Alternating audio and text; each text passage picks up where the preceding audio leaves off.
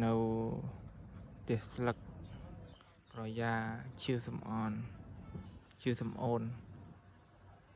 មើលវាស្រែ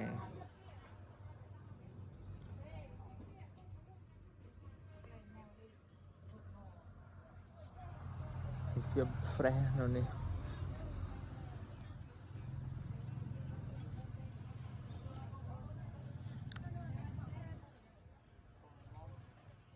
វាស្រែវាស្រូវកូនកើតមុនឪពូតាដើរលេង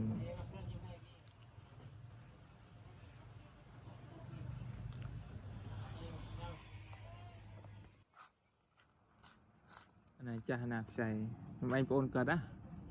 ណែខ្ញុំណាអ្នកស្រុកអ្នកភូមិអ្នកភូមិណានទៅដល់មួយណាតែដេកគុណបានអ្នកដាក់មិនប្រាប់ធ្វើម៉េចចុះឥឡូវអញ្ចឹងជាមួយនឹងសួរបងឡាងអើយម្លេះទៅមក